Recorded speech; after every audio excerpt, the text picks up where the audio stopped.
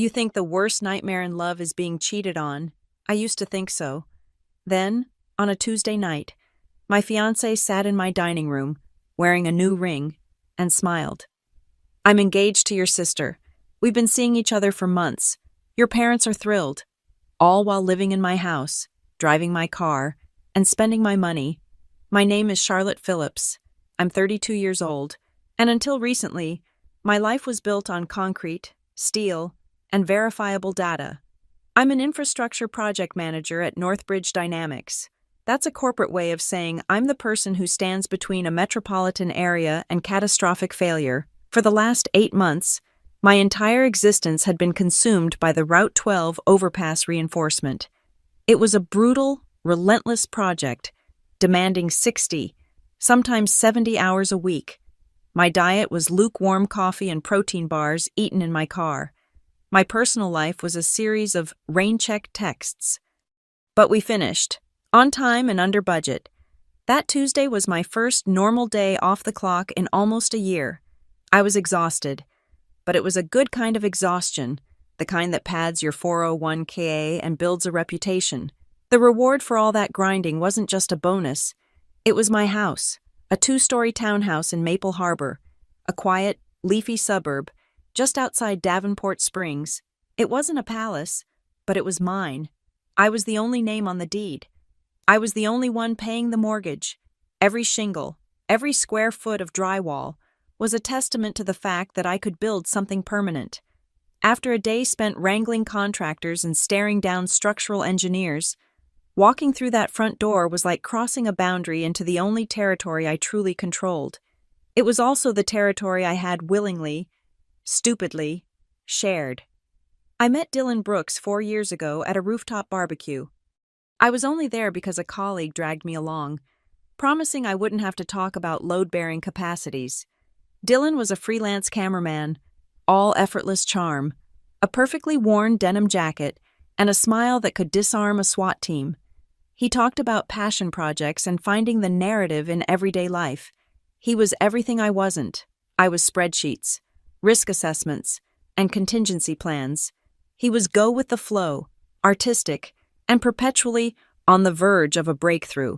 He made me laugh. He made me feel like something other than a project manager.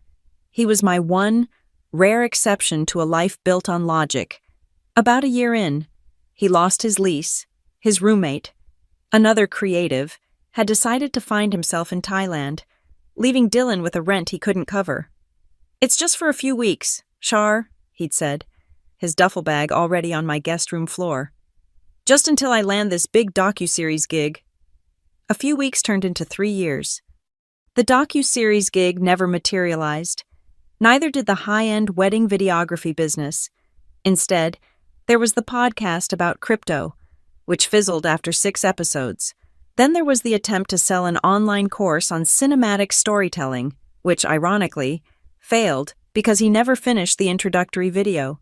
His income was a trickle, mine was a river, and so the financial landscape of our home settled into a quiet, unspoken pattern. I paid the mortgage, I paid for the utilities, the internet, and the groceries. The silver SUV he drove was in my name, and the insurance premiums came directly from my checking account. I'm not an idiot. I knew the score. I have a spreadsheet for everything. It's a professional habit that bleeds into my personal life. I have tabs for my retirement accounts, my home equity, and yes, a carefully logged, color-coded tab for shared household expenses, which was really just Charlotte's expenses plus Dylan. I saw the numbers. I saw the imbalance, but I rationalized it. This is the modern American economy. I told myself, it's tough out there for freelancers. It's not the 1950s. The woman can be the primary earner. I was better at the earning part, so I did it. I was supporting his dream. It was just a temporary imbalance. He was emotionally supportive. He made dinner sometimes. He told me I was brilliant. I chose to believe that was a fair trade. The only real friction wasn't Dylan. It was my family. My sister, Haley, is 29. She lives back home with my parents in Rockford Hill, a small town about an hour away that seems to operate on a different set of physical and economic laws. Haley is a content creator. This apparently involves taking beautifully lit photos of herself in outfits she can't afford, posting them to Instagram with captions about living your truth, and being entirely funded by my parents. To them, Haley is the delicate one, a fragile porcelain doll who must be protected from the harsh realities of things like employment or paying a bill. I was the other one, the functional one, the one who got the engineering scholarship and never came home asking for money. My mother, Linda, and my father, Robert, had a specific narrative about me. I was too career-focused. I was intimidating. Men don't like it when you're too smart. Charlotte, my mother would say over Thanksgiving dinner, while simultaneously handing Haley a slice of pie she hadn't cut for herself. You should be more like your sister. Soften up. To them, my independence wasn't a victory. It was a character flaw. I wasn't their successful daughter. I was their walking, talking ATM, the one who was expected to cover the check at family dinners and never mention the fact that Haley's content creation was just a euphemism for being a very pretty, very expensive pet. Lately, the dynamic has gotten strange, with the Route 12 project demanding all my time. I'd missed the last few Sunday dinners at my parents' house. Dylan, however, had started going without me. I just want to show them we're serious. Babe, he'd explained, zipping up the nice jacket I'd bought him for a job interview. Let them know I'm part of the family, even when you're busy. It felt weird. He was bonding with my family, in my absence, but I pushed the feeling down. I told myself this was a good sign. This was maturity. This was him stepping up, integrating his life with mine, showing my critical parents that he was a permanent, reliable fixture. I thought it was a sign of his commitment. I was a fool. I was so focused on keeping the bridges of Davenport Springs from collapsing into the river. I never stopped to look at the foundations of my own life. I never saw that the one bridge I should have been monitoring, the one built on trust, love, and family, was being systematically hollowed out from beneath me by the very people I was trying to hold it all together for. They weren't just letting it fall. They were sawing through the supports, all while smiling in my face. I left Northbridge Dynamics that Tuesday evening with my brain fried to a crisp. The Route 12 project was finally, mercifully, signed off. 8 solid months of 60, sometimes 70-hour work weeks. My bones ached. All I wanted in the world was to kick off my heels, peel off my work clothes, and collapse onto my sofa with the greasiest, cheapest Thai food I could find. My thumb was already hovering over the delivery app as I turned the key in my own front door. The fantasy vanished the moment I stepped inside. The smell hit me first. It wasn't the usual quiet scent of an empty house or the lingering aroma of my morning coffee. It was garlic. It was lemon, thyme, and roasting chicken. It was wine. I stopped dead in the entryway. My heavy laptop bag slid off my shoulder and hit the floor with a thud. My dining table, usually a graveyard for unopened mail and my project blueprints, was set. For 2, it was covered with my best tablecloth. The one I only used for Thanksgiving. It had cloth napkins, the matching wine glasses, and 2 tall, flickering candles, and standing by the kitchen counter, wiping his hands on a dish towel, was Dylan. He wasn't in his usual uniform of faded band t-shirts and joggers. He was wearing a good blue button-down shirt, the one I'd bought him 3 months ago for an interview he claimed had been rescheduled indefinitely. Soft jazz, the kind I usually found pretentious, was playing from the smart speaker. "What is all this?" I asked. My voice sounded foreign, rusty from a day of disuse. "Your project's done," he said, walking over. He had that smile, the effortless, charming one that had always been his greatest natural resource. "I figured you deserved a celebration. We deserve a celebration." He gestured to the kitchen counter. He had opened the Cabernet, the good one, the $90 bottle I had been saving for this exact occasion, a personal reward for closing out the Route 12 project. He'd opened it. A stupid, hopeful, dangerous little scenario began to build itself in my head. My project manager's brain started running the numbers. The cleaned house, the expensive shirt, the $90 wine, the home-cooked meal, which must have taken him hours. Maybe this was it. Maybe all my support, all the spreadsheets where I quietly absorbed his car insurance and his phone bill, had finally paid off. Maybe that docu-series gig he was always talking about had finally come through. Maybe he was finally going to pull his weight. Or, my stomach tightened, a familiar knot of anxiety that was suddenly competing with a strange, fluttering hope. After 4 years, after 3 years of him living in my house, maybe this was the night. I subconsciously glanced at his pockets, looking for the small, square, telltale bulge of a ring box. I didn't see one, but the table was set so perfectly. "Dylan, this is incredible," I said, letting him pull out the chair for me. "A gentleman." "Only the best for you." "Shar," he said, pouring the wine. The color was a deep, rich red. "So, tell me everything. How does it feel to be a free woman?" And I did. I talked. I told him about the final sign-off, the ridiculous demands from the city council, and the subcontractor who almost ruined the final inspection. I talked for 20 minutes straight, a torrent of professional exhaustion and relief. And he listened. He really listened. He nodded. He asked follow-up questions. He didn't once glance at his phone. He refilled my wine glass. He looked at me with an intensity I hadn't seen in years. This was the Dylan I'd fallen for at that rooftop party. The engaged, attentive, passionate man. Not the roommate who'd spent the last 8 months becoming a permanent fixture on my sofa. Headphones on, deep in a video game. I felt a warmth spreading through my chest that had nothing to do with the wine. I felt seen. I felt, finally, like we were a team. He brought out the chicken. It was perfect. He'd even made roasted potatoes. We ate. We talked. We drank the rest of the bottle. He cleared the plates. I was leaning back in my chair, swirling the last sip of Cabernet in my glass, feeling a genuine, uncomplicated sense of peace for the first time in months. That's when I saw it. The candlelight caught something on his left hand as he reached for the empty plates. It was a ring, a simple, brushed silver band. It was on his ring finger. My blood went cold. The jazz music suddenly sounded loud and shrill. That wasn't his ring. He didn't wear jewelry, except for a worn leather bracelet I'd given him 2 years ago. And this was on that finger, but I wasn't wearing a matching one. He hadn't asked me. There had been no box. My internal risk assessment started flashing red. The data was inconsistent. This variable didn't fit the scenario.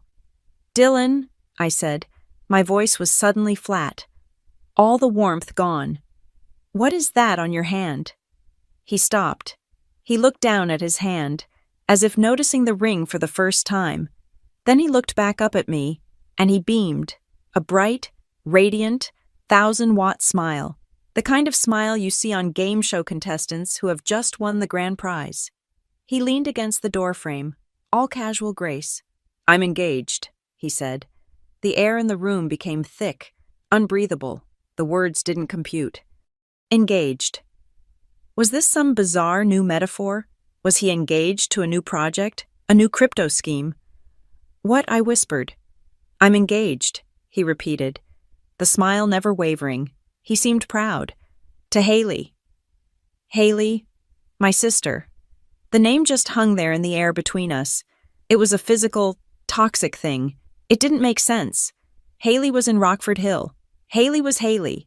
"That's not funny, Dylan," I said, but my voice was trembling. "That's a sick joke." "It's not a joke. Shar." He walked back to the table. He sat down opposite me, in the chair I usually sat in. He leaned forward, like he was sharing exciting gossip. "We've been seeing each other for months. Honestly, it just sort of happened. All those Sundays I was going over for dinner, you were so busy with the project." He said it was like my project was the problem. "She just gets me, you know," he continued, his voice earnest. "She's not all wrapped up in work. She's present. She really listens." The blood drained from my face. My parents. "Your parents are thrilled?" he said, as if confirming my unspoken question. "We told them last Sunday. Your mom Linda was so happy. She said she always felt Haley and I were a better fit. To be honest, I just stared. I couldn't feel my hands. The man I had been supporting for 3 years, the man living in my house, had just told me he was engaged to my sister and that my entire family had signed off on it.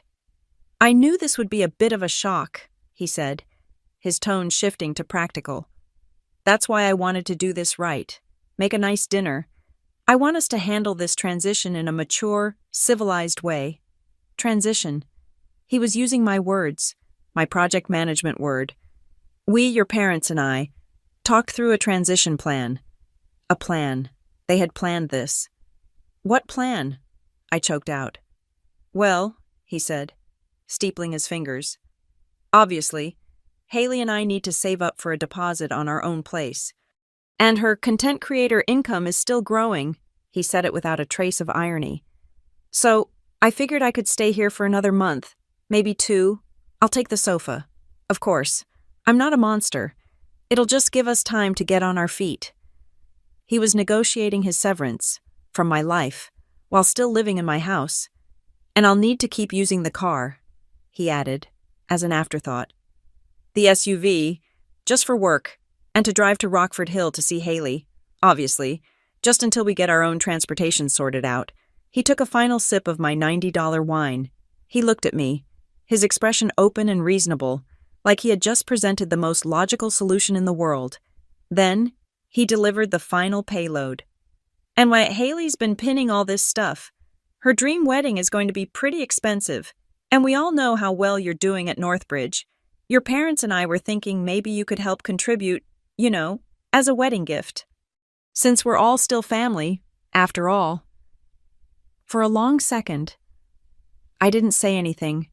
I just stared at the man I'd been living with for 3 years. The man who was wearing my shirt in my house, having just eaten a meal he cooked to celebrate my success, told me he was marrying my sister and needed to borrow my car to do it.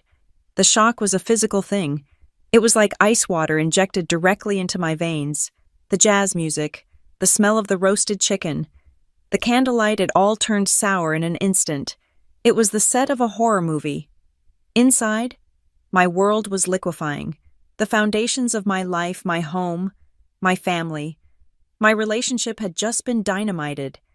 But on the outside, after 8 months of 70-hour weeks, of managing multi-million-dollar structural integrity projects, of staring down contractors twice my age, on the outside, I was very, very still. I slowly stood up. I walked to the living room, to the bar cart. My hands were shaking. I could feel the tremors starting in my forearms. I unscrewed the cap from a bottle of whiskey, the good stuff, the peaty, smoky kind Dylan always said smelled like a tire fire. I poured 3 fingers into a heavy glass. I drank half of it in one swallow. The burn was immediate, a welcome, sharp, clean pain. It steadied my hands. I walked back to the dining room. Dylan was still sitting there, looking at me with that same placid, reasonable expression. I raised my glass. "Congratulations to you both," I said. My voice was monotone. He let out a long, audible sigh of relief. He actually smiled. He thought I was fine. He thought I was the mature, civilized woman he'd been counting on. "Oh, thank God. Shar," he said, relaxing back into the chair. "I knew you'd understand. You're always so practical. I told your mom you'd be the reasonable one about this. In fact, Haley and I were thinking we should have a small engagement announcement party. Just close friends and family. We could even have it here next weekend.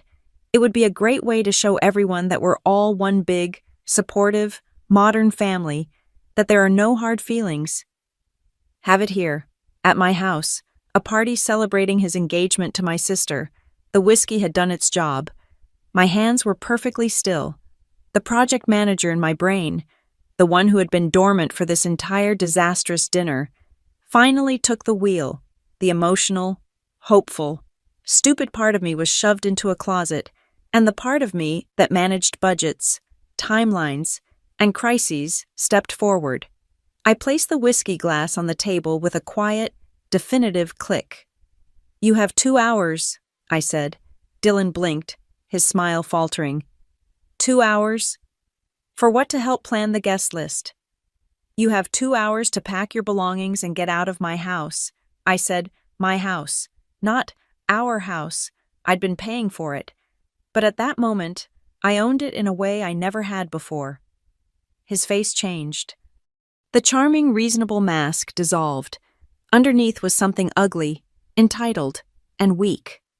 What? He hissed. You can't be serious. Charlotte, don't be a child. I live here. You have lived here, I corrected him, my voice as flat as a structural report. Your status as a guest has been revoked. The project's scope has changed. You have 120 minutes to gather your personal items and vacate the premises. You can't kick me out. His voice was rising, cracking with disbelief and sudden panic. I have rights. I'm a tenant. I'll sue you. You'll have to go through a formal eviction process that takes months. Charlotte, months. You are not a tenant, I said, already walking toward my office. You have never paid rent. You have never paid a utility bill. There is no lease. You are a guest who has overstayed his welcome. Your 2 hours started 60 seconds ago. You're just a crazy, jealous bitch, he shouted, following me. You can't stand that I found someone who actually loves me, someone who isn't a cold, calculating workaholic. You're going to throw me out on the street. And that's when he did it. He pulled out his phone, his face contorted from rage into a mask of theatrical sorrow. He fumbled with the screen, his thumb swiping frantically. I'm going to tell everyone, he spat. I'm going to show them exactly who you are. His screen lit up. He was going live. Hey, he said, his voice suddenly thick with fake tears. The camera pointed directly at his own face. Hey, everyone, I don't know what to do. My ex, Charlotte, she's kicking me out. Right now. He panned the camera over to me. I was standing in my office doorway. I was supposed to scream. I was supposed to cry. To lunge for the phone. To give him the footage he craved. He wanted a crazy ex-girlfriend rant. I just looked at him. Then, I pulled out my own phone. I held it up so he, and his live stream, could see the screen. I calmly, deliberately, dialed 3 numbers, 911. His eyes widened. The fake crying stopped. What are you doing? Are you insane? You're calling the cops. I turned my back to him, giving him my full attention. The line clicked. Davenport Springs 911. What is your emergency? The voice was calm, female, and bored. Hello, I said, my voice as clear and steady as if I were ordering a pizza. My name is Charlotte Phillips. I am at 1422 Maple Harbor Drive. I am the sole homeowner. I have a man in my home who is refusing to leave. He is not a tenant. He does not pay rent, and I have just asked him to vacate. He is now becoming aggressive and is refusing. I would like a non-emergency police escort to have him removed from my property. Ma'am, is he a threat? He is currently live streaming me to social media in an attempt to intimidate me, but he is not physically violent. I just need him removed. Officers are on their way. Ma'am, please stay on the line. I clicked the phone to the speaker and set it on my desk. I turned back to Dylan. He had stopped the live stream. His face was white. You called the cops, he whispered, horrified. You're calling the cops on me. You claim to be a tenant, I said. I am simply engaging the proper authorities to clarify your legal status. You have 98 minutes remaining. The next 10 minutes were silent. Save for the sound of the now grating jazz music, Dylan just stood in my living room, vibrating with a rage he clearly didn't know what to do with. He didn't pack. He just stared at me. A knock came at the door. Not a hello knock. A firm, 2-knuckle police knock. Dylan's gaze snapped to the door, then back to me. Pure panic in his eyes. He looked like a cornered animal. I walked to the door, and in that moment, I made the single most important decision of the night. I stepped outside onto the porch, pulling the front door closed behind me, leaving Dylan inside, out of earshot. 2 officers stood there, a man and a woman. Their faces were impassive. Ma'am, you're the one who called, the female officer asked. Yes, officer. I'm Charlotte Phillips. I own this home. Before she could even ask, I had my phone out. I wasn't just a homeowner. I was a project manager. I had my documentation ready. This is my driver's license, with this address, I said, handing it to her. This is my phone. I have the digital file for my mortgage. As you can see, I am the only name on the loan. Here are the last 3 utility bills, also in my name, paid from my bank account. The male officer shined his light on the ID and then on my face. The female officer scanned the documents on my phone screen. She was scrolling for less than 30 seconds. Okay, Ms. Phillips, and the man inside. His name is Dylan Brooks. He has been my partner for 4 years and a guest in my home for 3. He pays no rent. There is no lease. Tonight, he informed me he is engaged to my sister and then refused my request to leave. Claiming he has tenants' rights, I would like him to leave, now. She nodded. The entire exchange took less than a minute. Please wait here, ma'am. They went inside. I stayed on the porch, but I could hear everything through the closed door. I heard Dylan start his victim routine. Just a misunderstanding. Officer, she's just upset she's jealous. I heard the female officer's voice cut through his. Sir, I've seen the mortgage. This is not your property. You are not listed as a tenant. You are a guest, and the homeowner has officially asked you to leave. You need to pack a bag and go. I can't just leave. I have nowhere to go. All my equipment. It's my whole life. You can take what you can carry tonight, the male officer said, his voice heavy with boredom. He'd clearly seen this 100 times. You can arrange with Ms. Phillips, through us, to retrieve the rest of your property at a later date. But tonight, you are leaving, voluntarily, or in handcuffs for trespassing. Your choice. The door opened. Dylan stumbled out, dragging his 2 large suitcases, the ones I'd bought him for our anniversary trip to the coast.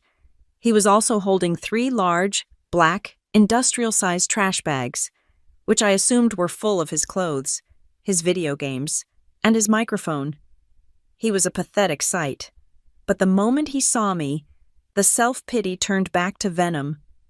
He fumbled for his phone again and hit the live stream button. This is what happens, he screamed into the camera. Tears, real ones this time, streaming down his face. This is what happens when you fall in love with the right person. She's throwing me out with the police. She's a monster. I'm homeless, just to find true love with her sister. He was filming the police cars. He was filming my house number. He was filming me. I just stood there. I didn't say a word. I didn't move.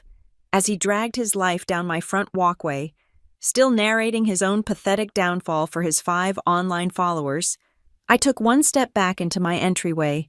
I pressed a single button on the smart home keypad, the high-definition, night vision-capable camera, built into my smart doorbell, whirred silently to life. It began recording. It captured the audio of his whining. It captured the flashing lights of the police cars. It captured a perfect, objective, wide-angle shot of him being escorted off my property. Not as a victim, but as a trespasser. I had his narrative, and I had mine. I watched until he and his trash bags were piled on the curb, waiting for a car, probably from my parents.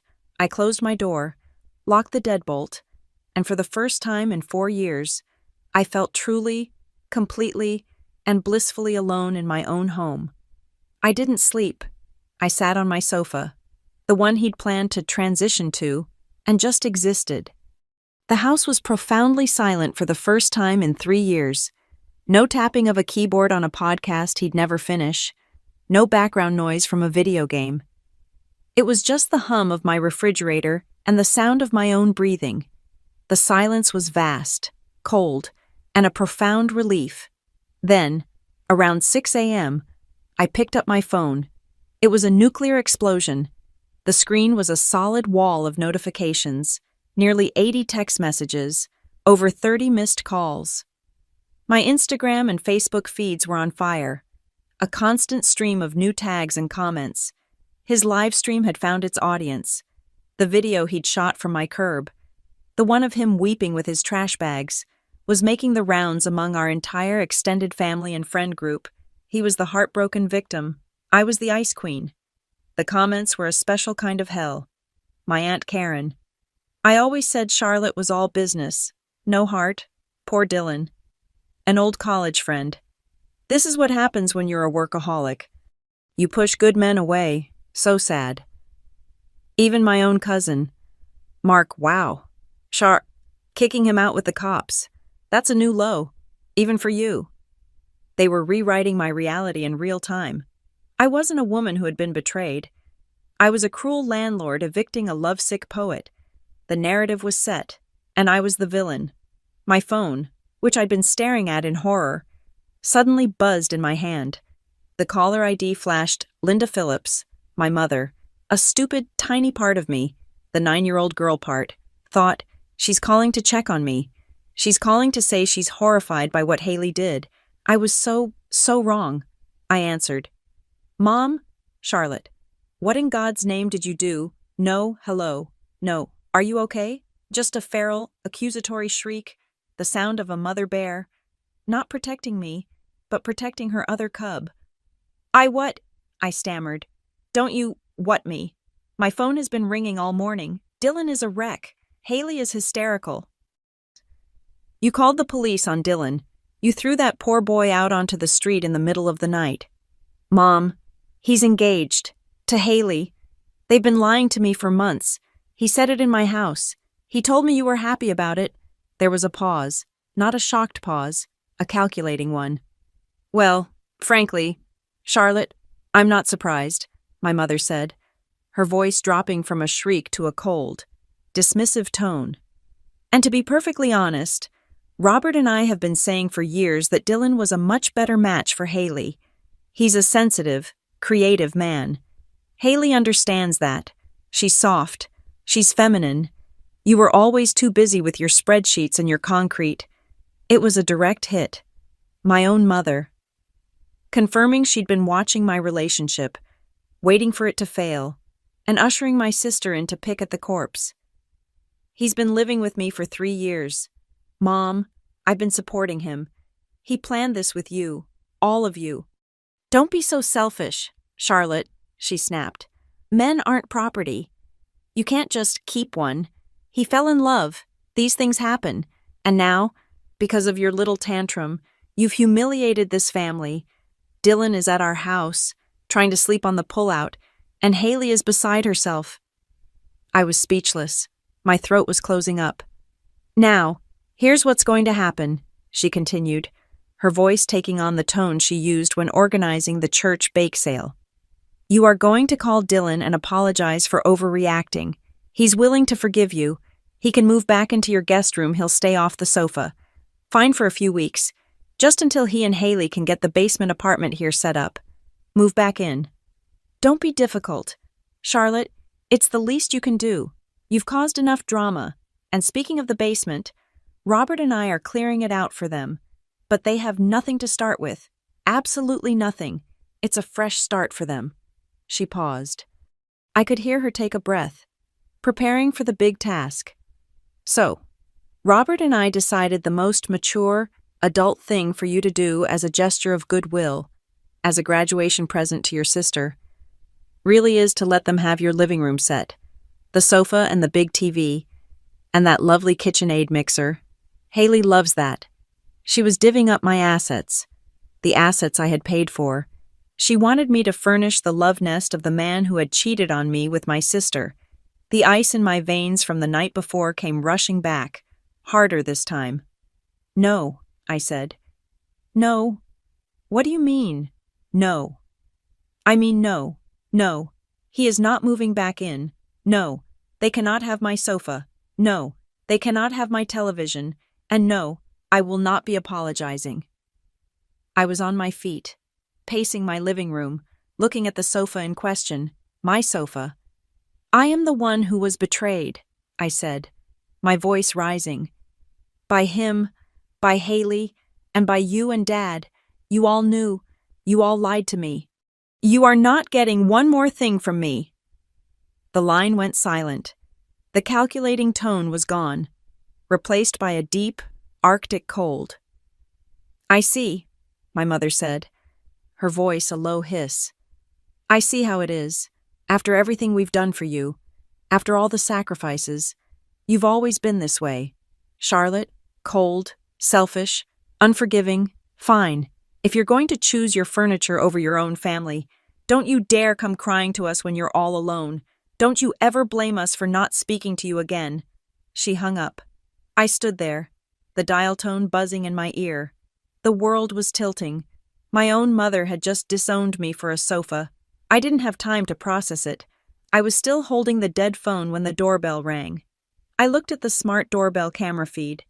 My heart stopped. It was Haley. She was standing on my porch. But it wasn't the hysterical, crying Haley my mother had described. Oh, no. She was dressed for a photo shoot. She had on a new-looking, flowy white dress, perfect makeup, and her hair was in flawless waves. She looked like she was in the middle of a Living My Best Life Instagram campaign, and she was holding a yellow legal pad, a list. I opened the door. I didn't say a word. I just stood in the entryway, blocking her path. "Charlotte," she said, her voice breezy, as if she were here to pick up a cup of sugar. She didn't look me in the eye. She was looking past me, into my house, as if she were assessing an estate sale. "What do you want, Haley?" "Well," she said, tucking a perfect wave behind her ear. "Mommy told me you were being difficult, but I'm here now, so we can just get this over with. Dylan's so stressed. I just need to get his our things, so we can get settled." She held up the legal pad. I made a list. I looked at the list. She had written it in her bubbly, perfect cursive. At the top of the list, living room sofa, the gray sectional, the 65-inch Samsung TV master bedroom, set the entire set. Charlotte, Dylan likes the mattress, the Le Creuset pot. Set the blue ones, the Vitamix Dylan studio equipment microphones, etc. She had put my name. Charlotte, in parentheses, as if I were a detail to be managed. "Our things," I repeated, my voice dangerously quiet. "You're calling my Le Creuset set our things." "Well, yeah," she said, finally meeting my gaze with a defiant little flick of her eyes. "Dylan lived here, too. It's community property, basically. And besides, you're never here. You're always at work. We'll actually use this stuff. You should be happy for us. I'm finally happy. Charlotte, Dylan makes me happy." This was a porcelain doll, the one my parents had protected from all of life's hardships. She was standing on my porch, after stealing my fiancé, and was now presenting me with a bill of sale for my own life. I looked at her. I looked at her stupid list. I looked at her stupid white dress. "Get off my property," I said. Her smile faltered. "What? Don't be such a bitch. I'm just here for our stuff." "The only stuff in this house that belongs to Dylan," I said, stepping forward onto the doormat, "is in 2 suitcases and 3 trash bags on the curb, where he left them last night.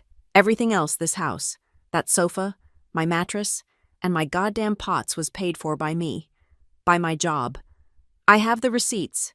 I pointed a finger, not at her, but at the sidewalk.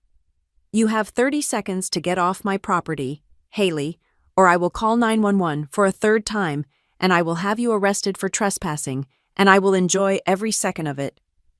She stared at me. Her mouth opened and closed. This was not in the script. The delicate, feminine one was not getting her way. "You wouldn't," she whispered. "I called them on your fiancé last night," I said. "You are my sister." "It should be so much easier." Her face, the perfectly curated mask, finally broke. It contorted into the familiar, ugly rage of a spoiled child. She shrieked a high, piercing sound and stomped her foot. Then she turned, ran down my walkway to her car, the one my parents had bought her, and sped off, tires squealing. I watched her go. I walked back inside, locked the deadbolt, and immediately called a locksmith. Haley's counterattack came faster than I could have anticipated.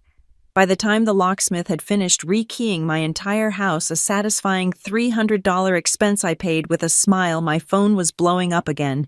She hadn't just made a post. She had launched a campaign. On Facebook. She posted a long, rambling status, accompanied by a picture of her and Dylan from months ago, both of them looking windswept and artistic. The post was a masterpiece of manipulative fiction. She wrote about my brilliant but troubled workaholic sister, who, blinded by her own ambition, had kept her partner in a state of quiet desperation. She claimed I had controlled Dylan, holding the finances over his head, and that when he finally found a moment of pure, true connection with her, I had snapped.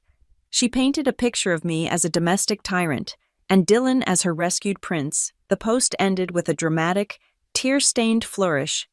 Last night, she proved her coldness by throwing this wonderful, gentle man out into the cold dark, with nothing but the clothes on his back, simply for the crime of loving. Please pray for them. The Instagram story was even more potent. It was a series of short, 10-second clips. Haley, mascara running, whispering to the camera, "I'm just so scared of her. You don't know what she's like." A shot of Dylan in the background, sitting on my parents' basement sofa, head in his hands, looking at the picture of defeated masculinity. A final devastating text slide. "Family should not do this to family. I am broken."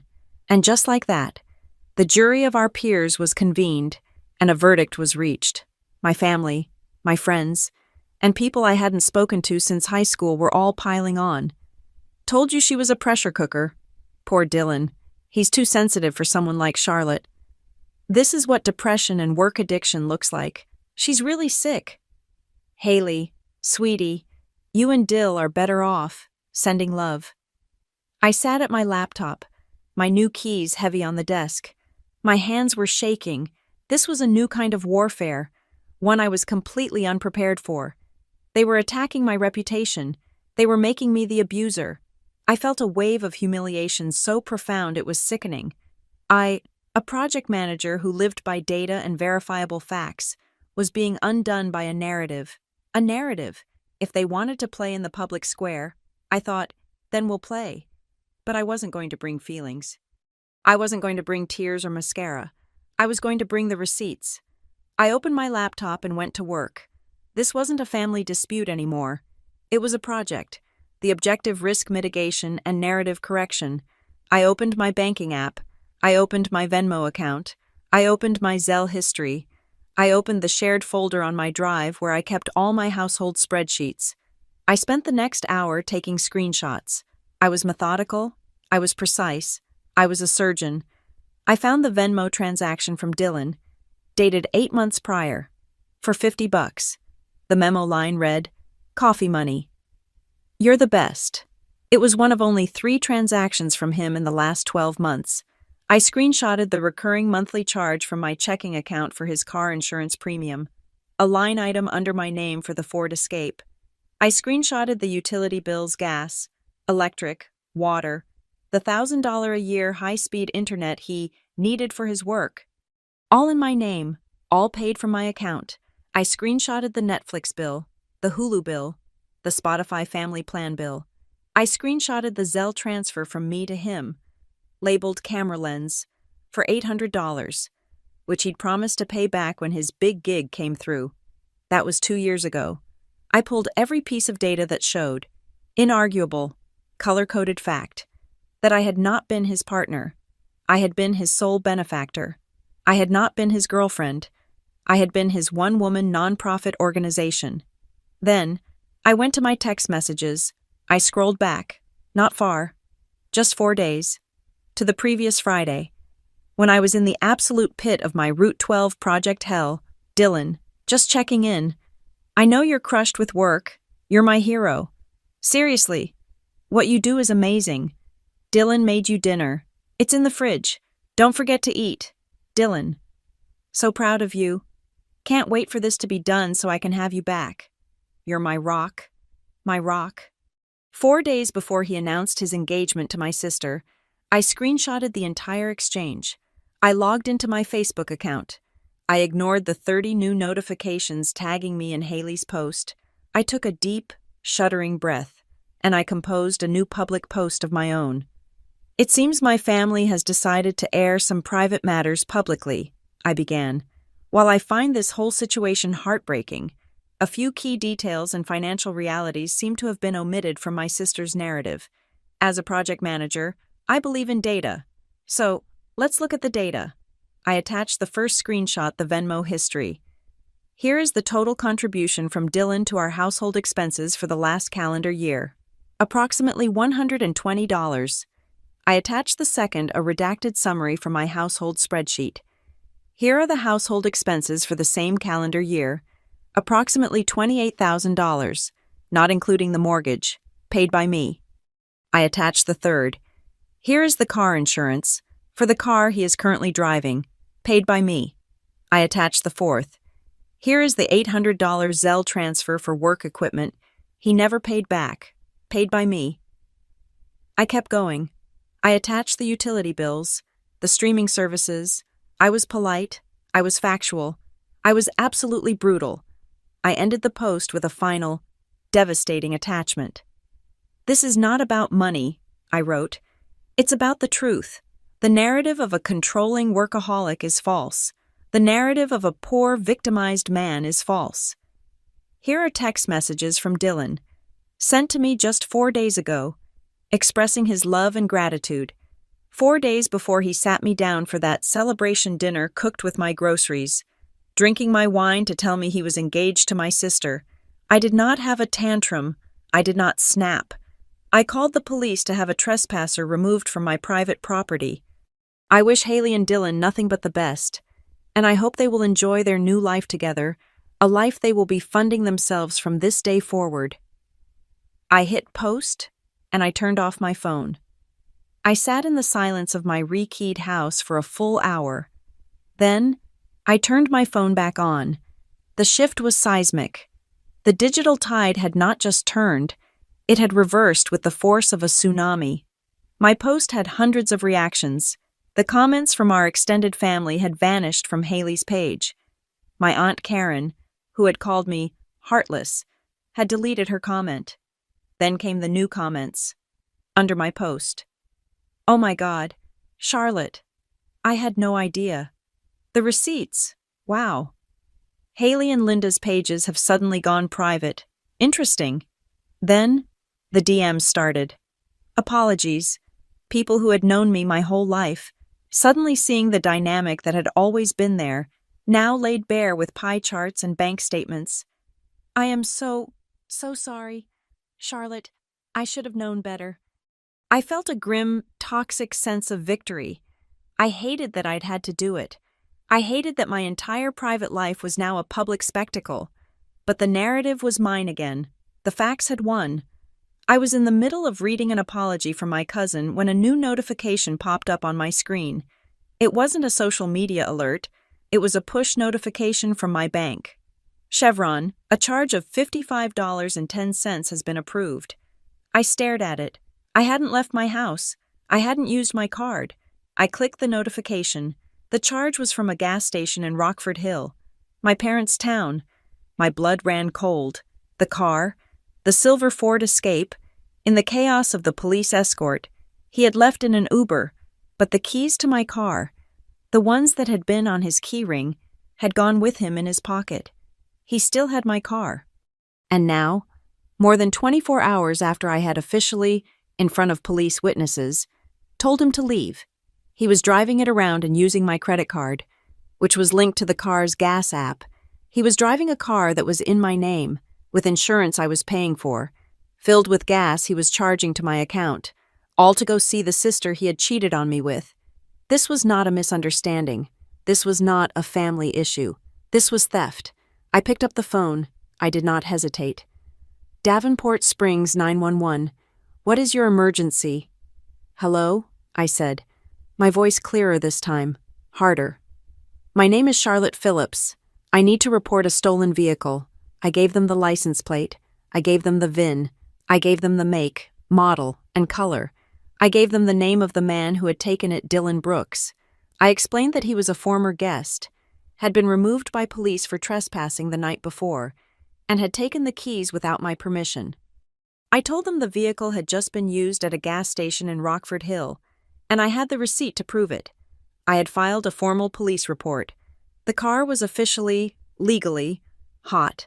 It didn't take long. 2 hours, maybe 3. My phone rang with an unfamiliar number. I answered. Charlotte. Oh my God. Charlotte. It was Dylan. His voice was not charming, or poetic, or angry. It was high-pitched, hysterical, and broken by sobs. Charlotte, you have to help me. You have to call them. I'm at the Rockford Hill police station. They pulled me over. They put me in handcuffs. Charlotte, in front of everyone. They cuffed me on the side of the road. You have to tell them it's a misunderstanding. Tell them you let me borrow the car. I let the silence stretch. I could hear a commotion in the background of the call, a police radio, an officer's voice. He was at the station. It wasn't a misunderstanding. Dylan, I said, my voice calm. What are you? Charlotte, please. They're going to talk about Grand Theft Auto. I'll be arrested. Please. Just tell them it was a mistake. I'll give the car back. I promise. I'm on my way to Rockford Hill right now, I said. Oh, thank God. He wept, a wave of pathetic relief. Thank you. Thank you, thank you. Char, I knew you'd... I'm on my way to retrieve my car, I interrupted, my voice like steel. Which the police have been kind enough to locate for me. As for your legal situation, that's a different project. What? No, Charlotte, you can't... You're a free man, Dylan. You can make one phone call. I'd suggest you use it. Call your fiancé. Call my parents. Call Linda. She seems to be managing your transition plan. This part of it is above my pay grade. I hung up the phone, grabbed my new set of keys, and walked out to the Uber I'd just called. I had to go pick up my SUV. Retrieving my SUV from the Rockford Hill impound lot was a quiet, surreal, and deeply satisfying experience. I signed the paperwork, showed my ID and the police report, and paid the towing fee in cash. The officers were polite, bordering on sympathetic. Dylan, I was informed, had been released into the custody of a family member, presumably my father, after being cited for the stolen vehicle report. I drove my car home in absolute, blessed silence. That night, I tried to reclaim normalcy. I was a fortress of one. I had new locks, a clean car, and a fully stocked freezer. I microwaved a frozen pizza, the cheap, cardboard kind that tastes like independence. I sat on my sofa, and put on a mindless comedy on Netflix. The house was quiet. The stress of the last 48 hours was sitting in my stomach like a lead weight, and the pizza tasted like ash. But I was forcing myself to eat. I was trying to prove to myself that my life was still my own. I was halfway through the movie, right at a quiet, talky scene. When the sound came, it wasn't a knock. It was pounding. Boom, boom, boom. A fist, or maybe a hammer, slamming against my new front door. The whole door frame rattled. The pizza box on the coffee table vibe. My heart didn't just jump. It tried to exit my body through my throat. I grabbed my phone and scrambled off the sofa. My half-eaten pizza forgotten. I ran to the hallway and pulled up the app for my front door camera. The screen lit up. My front porch was flooded with light, and my stomach dropped to the floor. It was my father, Robert Phillips. He was standing so close his nose was almost touching the camera. His face was a terrible, deep, mottled red. His eyes were bloodshot and bulging. I had seen him angry. But this was a rage I didn't recognize, and he wasn't alone. Lurking just behind him, on the steps, were Dylan and Haley.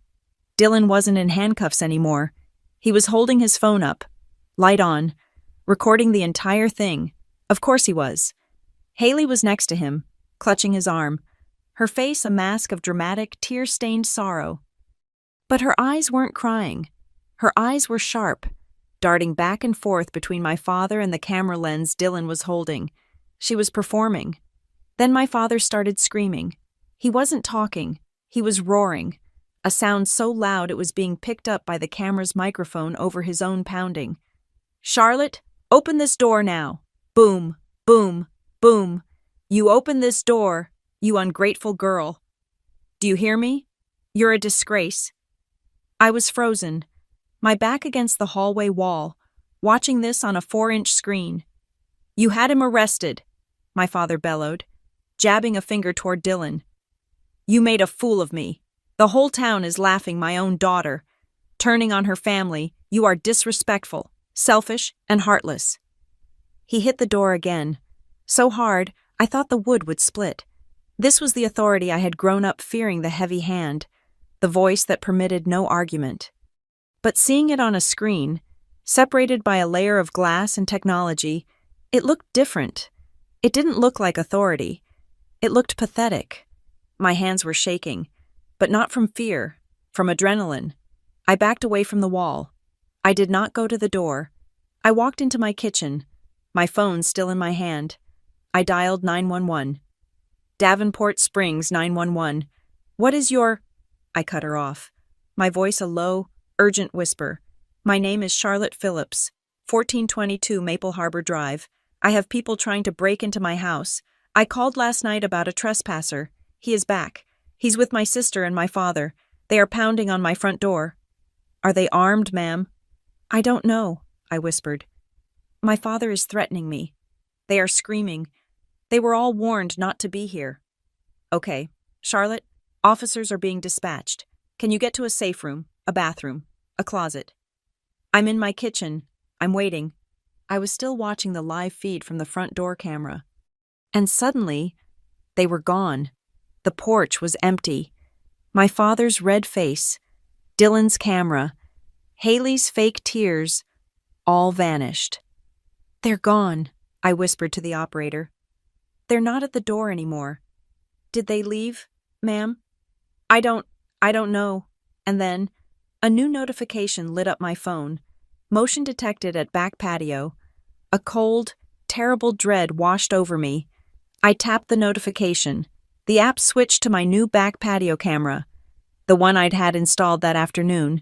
The motion sensor floodlight snapped on, illuminating my small backyard in harsh, brilliant white, and there they were, the three of them huddled together like a team of inept burglars. My father, Robert, was standing by the hedge, acting as a lookout. Dylan was holding his phone up like a flashlight, illuminating the sliding glass door, and Haley, my delicate porcelain sister, she was crouched by the door track. In her hand was a small, dark, metal bar, a crowbar. She was wedging it into the seam of the door. They weren't just pounding, they were breaking and entering. They're at the back door, I hissed into the phone. They're at my sliding glass door. My sister has a crowbar. She's trying to pry it open. Ma'am, get away from the door, the operator said, her voice sharp and no longer bored.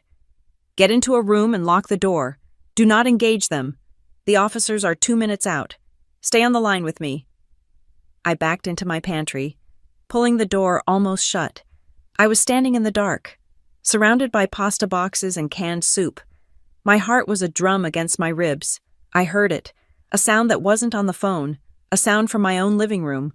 Scrrrr, scrape, clink. It was the sound of metal on glass and aluminum. Haley. She was actively trying to force the lock. My entire life, I had been the one to fix things. I had been the one to de-escalate, to manage, to smooth things over. I had been a good, responsible daughter. And in that pantry, in the dark, I realized that the project was over. This wasn't a family dispute I needed to manage. This was an invasion. I heard the sound I'd been praying for, not from inside the house, but from outside, the faint, rising whoop, whoop, whoop of sirens, growing closer. They're here, I whispered to the operator. The scraping stopped. I heard a new sound from the backyard, a man's voice, shouting. Police hands where we can see them now on the ground. I heard a high-pitched shriek. Haley?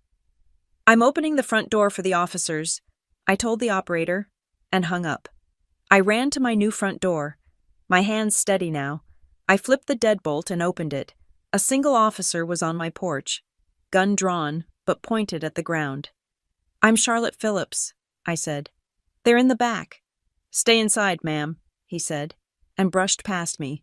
Moving through my house, I couldn't stay inside. I followed him as far as the living room, stopping at the sliding glass door, my backyard. Moments ago, a pitch-black square was now a chaotic stage set, lit by 2 police cruisers and their flashing red and blue lights.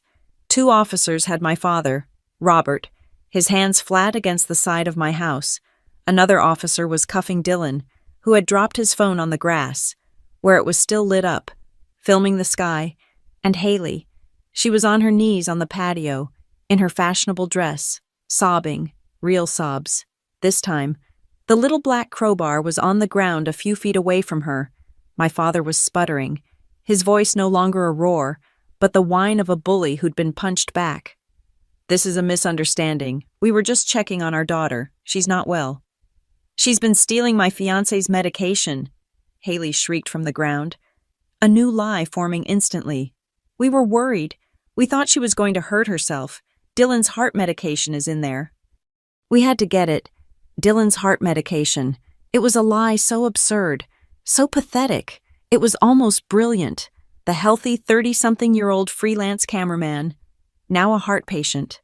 The first officer, the one I'd let in, was standing next to me.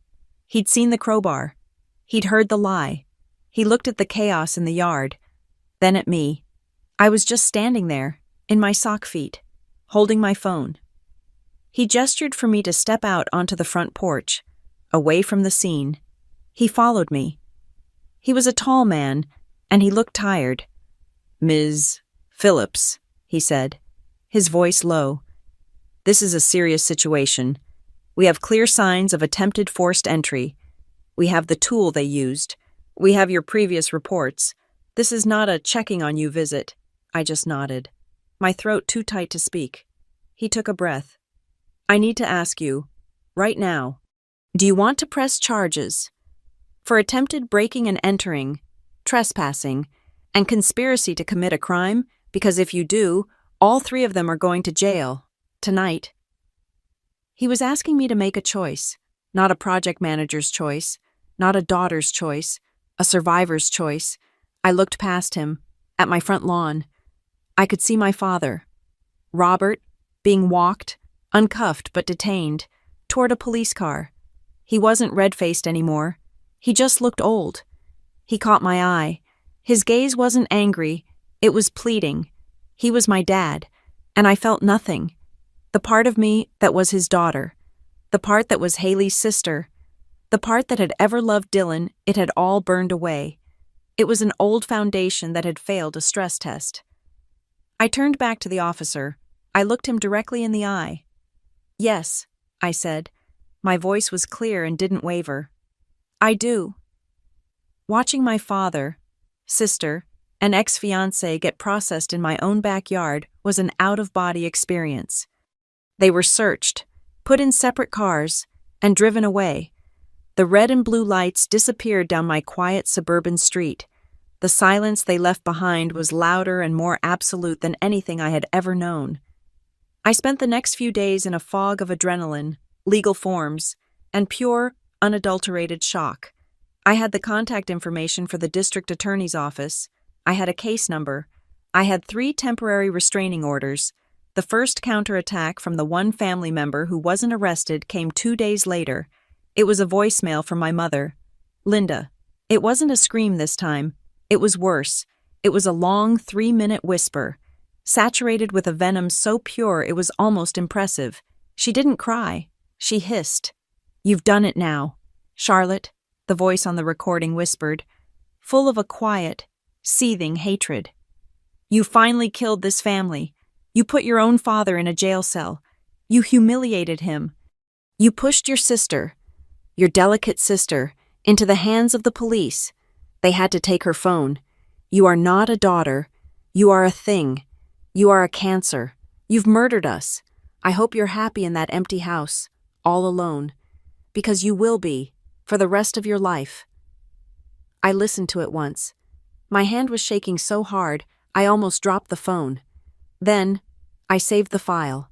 I saved it to my phone, emailed it to myself, and uploaded it to the cloud-based drive I had just created, which was now labeled Project Family.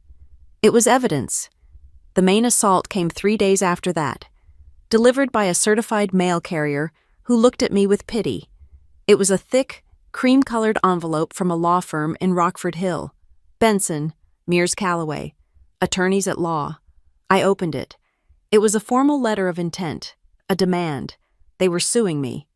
On behalf of their clients, Linda Phillips, Robert Phillips, Haley Phillips, and Dylan Brooks, they were demanding I pay a settlement of $50,000. $50,000 for what I read the list. My vision swimming.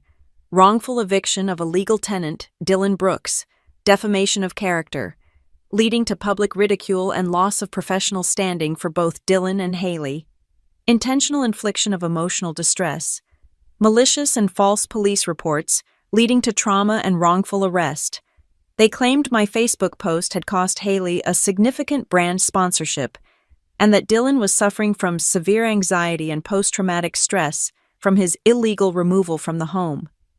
They claimed the $50,000 was a generous offer to avoid a much larger and more public lawsuit. This is when I finally broke. Not when Dylan announced his engagement, not when my mother disowned me, not even when my father tried to break down my door. But now, faced with a legal, weaponized document, the full weight of what was happening crushed me. I started to cry. Not the quiet, dignified tears of a movie. I was hyperventilating. I was a project manager. I dealt with contracts and timelines. This was a world of accusations and legal threats I didn't understand. They were turning me from the victim into the perpetrator, and they were using the law to do it. I couldn't think. I drove to work. I don't remember the drive. I must have looked like hell. I walked straight into my boss's office, Monique Alvarez. She's the vice president of operations, a woman who built her career in a male-dominated field and has a reputation for not taking crap from anyone.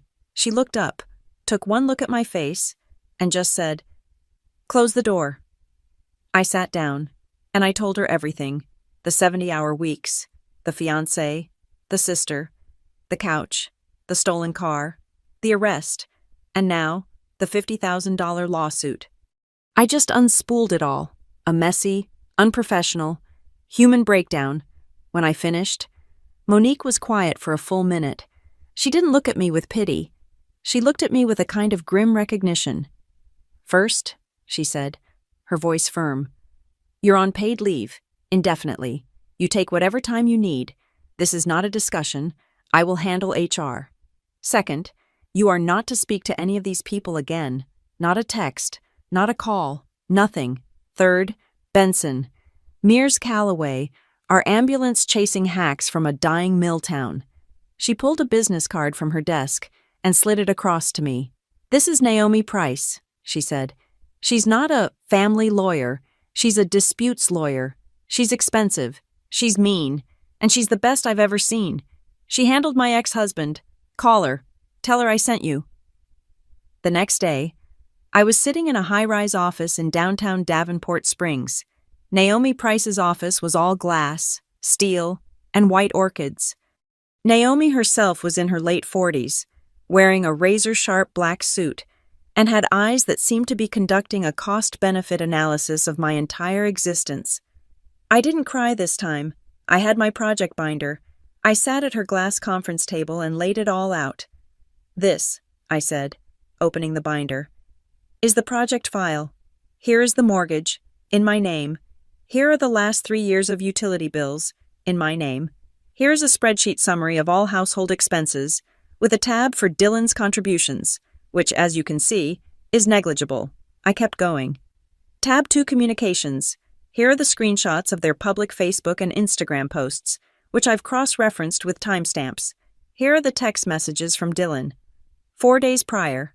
Professing his love. Here is the audio file from my mother's voicemail." I pointed to a flash drive.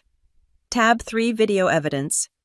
This contains the smart doorbell footage of Dylan's victim livestream during his removal, and the full, high-definition footage from my back patio camera.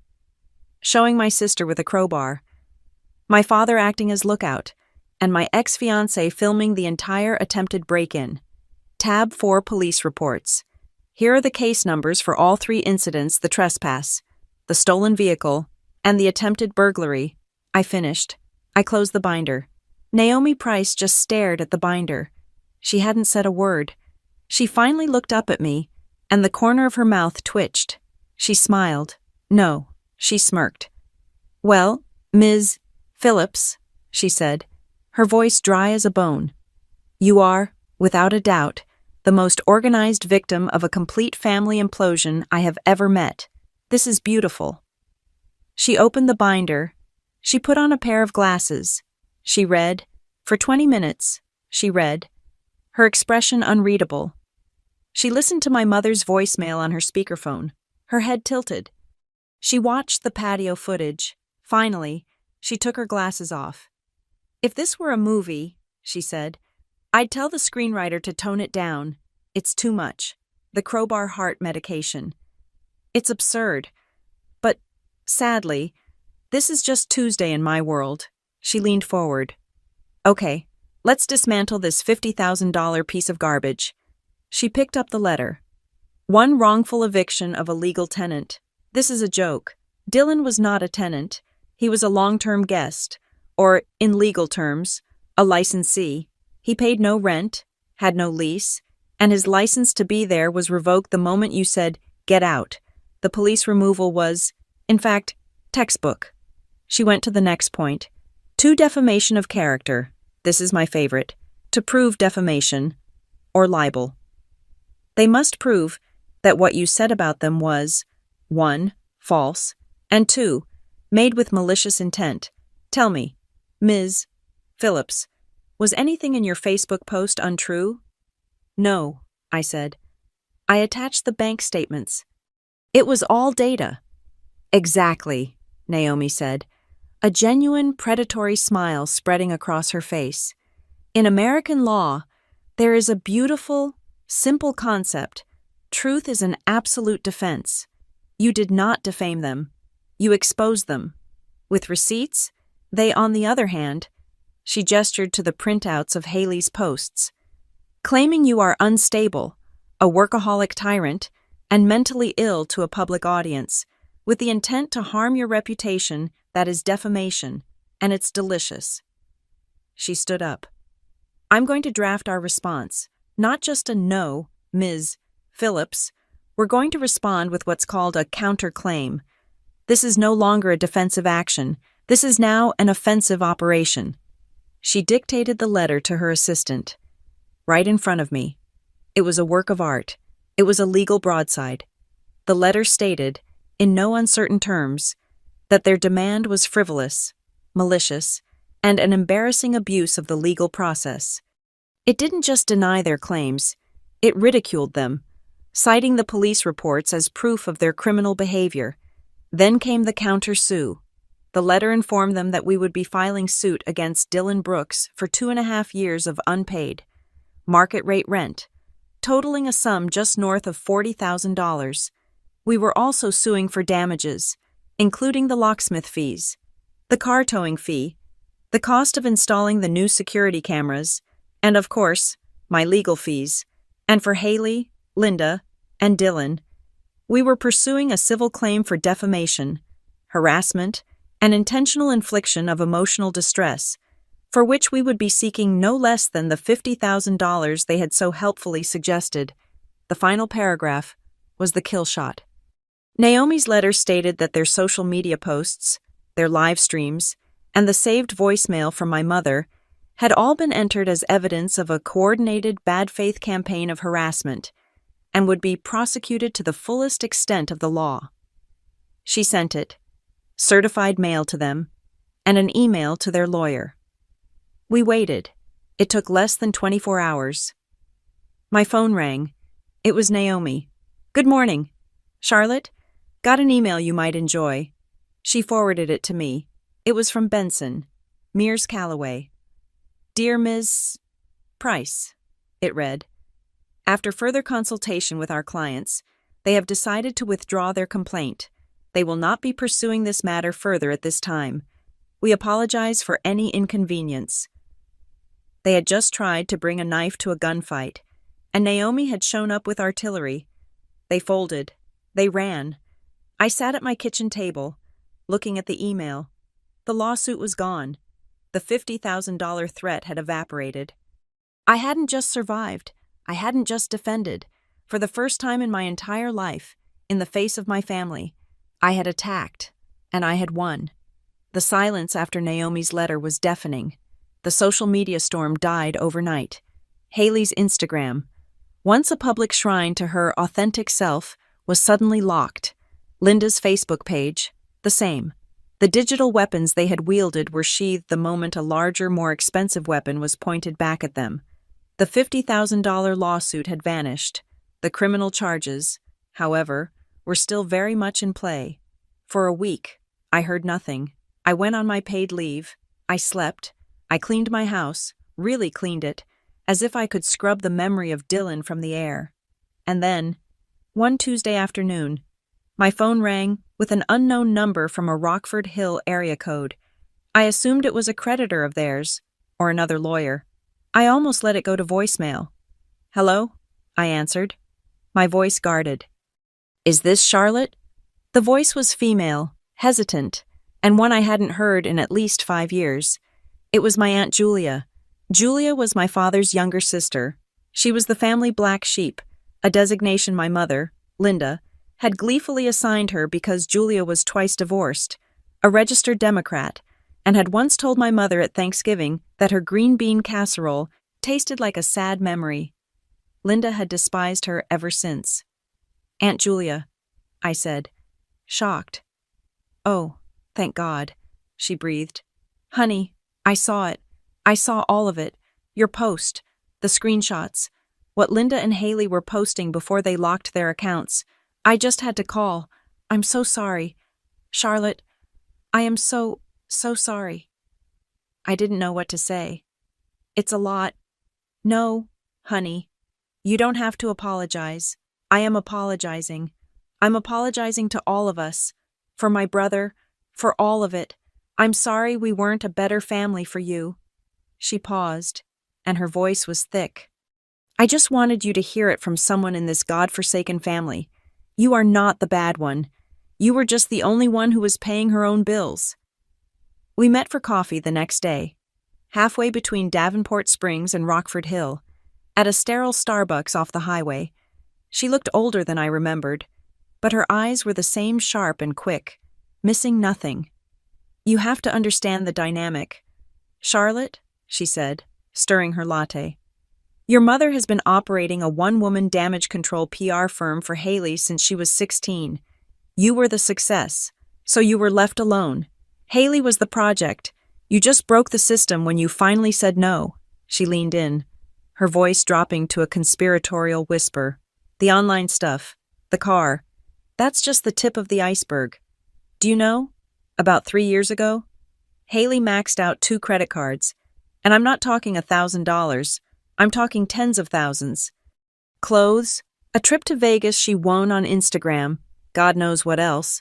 Linda didn't tell Robert. She secretly pulled money from their home equity line to pay it off. She's been paying it back in secret for years." I just stared at her. "Oh, it gets better," Julia said, taking a sip. "That little white convertible Haley drives, the one she calls her boss babe car, the one Mom said she got a great deal on. A great deal. Sure, a great deal that Robert paid for by taking an early withdrawal from his retirement fund. From his 401k, he ate the taxes, he ate the 10% penalty. Also, his 27-year-old content creator daughter could have a new car for her photo ops. They are financially drowning. Charlotte, they have been for years. They just hid it behind Robert's pension and your mother's iron will." This was a lot. It explained the desperation. The frantic attempt to grab my sofa, my TV. They weren't just greedy. They were broke. "But even that," Julia said, looking me dead in the eye, "isn't the big secret. The money is bad. But the reason they were so thrilled about Dylan, the reason they were already measuring the basement for an apartment, the reason your mother was willing to burn you to the ground so fast." She paused. "Linda was at St. Jude's 2 weeks before the incident. You know, her church group. She told the entire knitting circle that she was going to be a grandmother." The latte in my mouth turned sour. "What? Yup, Haley was pregnant with Dylan's baby. That's why they had to get them settled so fast. That's why they needed a fiance. Any fiance. Right away. That's why your mother was so happy. She wasn't just getting a son-in-law she liked better, she was saving her daughter's reputation and getting a grandbaby out of it. It all clicked. The manic dinner, the transition plan, the audacity. It was all a desperate, high-stakes play to legitimize a pregnancy. "Oh my God," I whispered. Is she? Aunt Julia just raised an eyebrow. "Well, let's talk about that. A month has passed since the arrests. The gossip in Rockford Hill, let me tell you, is nuclear. Everyone knows about the arrests. Everyone. Robert and Linda are pariahs. And the other rumor, the baby rumor, is falling apart." She told me that after a month. There was no baby bump, no ultrasound pictures on Haley's now private account, no excited calls to the family, nothing. "Instead," Julia said, "Linda is seen going in and out of that hack lawyer's office downtown, not the doctor's. She looks like a ghost, my guess. The baby was never real. It was the lever to get Dylan to propose and to get her parents to fund the whole operation. And now, the lie has nowhere to go. They're stuck with the criminal charges and the social humiliation." We parted ways. Julia gave me a long, hard hug. "You stay strong, kid. You're out. You're finally out." I went home. The criminal case was proceeding. I just had to sign papers, give statements. It was all moving forward. Then, about 2 weeks after my coffee with Julia, my phone rang. It was almost 11 at night. The caller ID was no caller ID. I answered, bracing for another lawyer. "Hello?" There was a sound of traffic, a horn honking, and change clinking. Charlotte?" The voice was thin, hoarse, and desperate. It was a voice I barely recognized. It was Dylan. "Please, please don't hang up," he begged, his voice cracking. "Please, I'm on a payphone, at a gas station. I didn't have anyone else to call." "What do you want?" "Dylan. I'm trapped. Charlotte, they're crazy. They're all crazy." He was rambling, on the edge of hysteria. "They took my phone, after the arrest. Your parents, they loaned Haley money for a new car, in their name. They keep the keys. They took my bank cards. They said it's to pay them back for the bail and the lawyer. I have nothing. Charlotte, I'm a prisoner." "That sounds like a problem for your fiance," I said. "She's the worst one," he cried. "It was all a lie. Char, all of it, the baby. She lied. She told me she was pregnant. That's why I did it. That's why I agreed to the dinner. Why I let your parents think I was doing the right thing. I thought I was, and she's not. She was never pregnant. It was all a lie to get me to propose and to get your parents to give her money." He took a long, shuddering breath, the kind you take when you're about to vomit. "And now it's hell. It's just this damp basement. Your mom is up there, crying all the time about being ruined and broke. Your dad Robert, he just drinks beer and watches the news. He doesn't talk, except to look at me and say, 'Because of you, I'm facing a jury.' And Haley. God, she's not the woman I thought she was. She's mean. She's paranoid. She grabbed my arm yesterday so hard it left a mark. Just for looking at a woman on TV. She's always checking my pockets, checking the computer trying to see if I'm on Instagram. It's a nightmare. I'm painting their garage just to earn my keep." The man I had met on a rooftop, the charming, artistic, go-with-the-flow guy, was now a day laborer trapped in a suburban basement hell of his own making.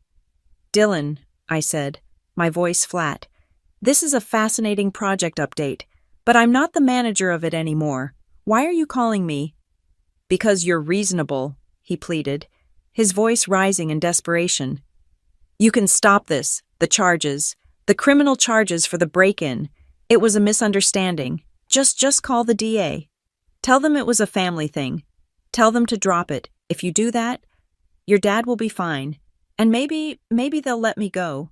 I'll pay you back. I swear to God. Charlotte, every penny, the rent, the car, everything. I just need you to fix this." I listened. I heard the traffic. I heard his pathetic, broken sobs. I thought about the woman I had been, the one who had kept spreadsheets of his expenses, the one who had paid his bills and his insurance, the one who had always been the fixer, and I laughed. It wasn't a loud laugh. It was a short, dry puff of air. "No, Dylan," I said, and my voice was finally, completely my own. "You had a choice. You had a bedroom, a partner who supported you, and a home. You chose a lie, a crowbar, and their basement. You made your bed. You can lie in it. Charlotte, please." This time, I said, "There is no rescue contract." I hung up the phone. I looked at the no-caller ID in my recent calls list, and for the first time, I felt powerful. I blocked the number. I thought I had hit the bottom. I thought a stolen car, a faked pregnancy, and an attempted break-in by my entire family was the absolute floor. I was wrong. The floor was much, much lower. The criminal case for the break-in was moving forward. The district attorney's office had been in touch. Charges were being filed. I was just trying to get through my paid leave, trying to reestablish a baseline for normal. I was sorting through a week's worth of mail I'd left piled up on the dining table, junk ads, a catalog, a utility bill when I saw it. It was a thin, cheap envelope, no company logo, just a return address in Sioux Falls, South Dakota. The window in the envelope showed my name and my address, but the name of the sender was one I didn't recognize, Praxis Card Services. I opened it. The letterhead was aggressive, bright red. "Final notice. Your account is now 90 days past due. Failure to pay the outstanding balance of $5,412 will result in your account being sent to collections and may have a severe impact on your credit." I just stared at it. $5,000. I didn't have a Praxis card. I had 2 credit cards, one for personal use, one for business expenses, both paid in full every month. This had to be a mistake, some kind of scam. But they had my name, my address. I Googled the company. They were a real, if slightly predatory, subprime credit card issuer. I found the customer service number on the letter and dialed, my stomach in a cold knot. "Praxis Card Services. This is Tamika." "Hello?" I said, trying to keep my voice calm. "I've received a final notice for an account, but I don't have an account with your company. I believe this is an error. My name is Charlotte Phillips." I heard her typing. "Okay, Ms. Phillips, I'm showing an account ending in 6228. Can you confirm your social security number?" "I'm not going to give you my social," I said, my internal alarms blaring. "I think this account is fraudulent." "Okay, I understand. Let's see. Can you confirm the billing address on file?" "It's 1422 Maple Harbor Drive." A pause. More typing. "No, ma'am. That's not what I show. The primary billing address for this account is 214 Rockford Hill Road." 214 Rockford Hill Road. My parents' house. My blood stopped moving. It just stopped. "And ma'am," she continued, her voice bored, "I'm showing the primary contact email for all correspondence. Is it lindaphillips1959@gmail.com? The phone slid from my hand. It hit the floor, and Tamika's tiny, tinny voice was still talking from the speaker. "Ma'am, are you still there? Linda Phillips, my mother." I hung up. I was shaking so badly I could barely use my laptop. I went to the one place I hadn't thought to check, the one place I hadn't needed to review for my project binder, my full credit report. I paid the fee. I downloaded the 80-page PDF, and I scrolled, and there it was.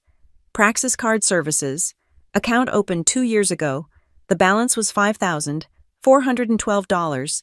The credit limit was $5,000. The rest was late fees and interest. It was maxed out. The application data was a chilling, twisted collage of my life and theirs. Applicant name, Charlotte Phillips. Applicant social security number, mine. Applicant employer, Northbridge Dynamics. Applicant salary, mine.